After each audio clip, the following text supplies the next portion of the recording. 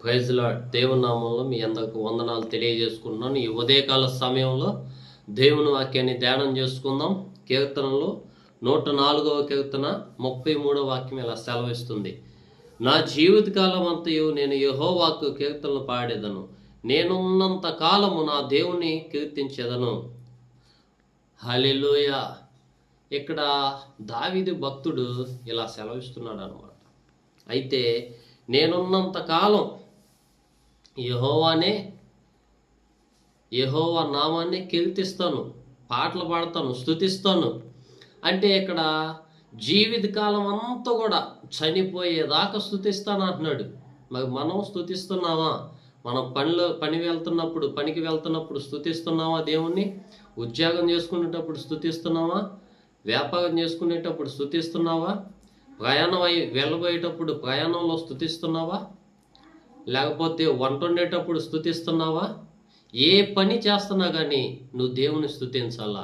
మనం చనిపోయేవాగా స్తుతిస్తూనే ఉండాలా. కొంతమంది స్తుతించడం చేత కాదు, స్తుతులు తెలియజేయవు. అంటే వాళ్ళకి తెలియదు అనమాట. స్తుతులు చెప్పాలా దేవునికి. మన జీవితకాలం అంతయు కూడా దేవుని సన్నిధిలో గడపాల. ఒక్క దినము గడుపుట 1000 దినాల కంట శ్రేష్టం అని చెప్పాడు. అంటే ఒక్క దినం మనం దేవుని సన్నిధిలో స్తుతిస్తే 1000 దినాల వరకు ఆ స్తుతులు ఉంటానే ఉంటాయి. అంటే ఇక్కడ దావీదు భక్తుడు ఏమంటున్నాడంటే, జీవితకాలం అంతా అంటే ఈ భూమి మీద ఉన్నంత కాలం దేవుణ్ణి స్తుతిస్తాడు, ఇంక వేరేది ఏది కూడా చేయడు.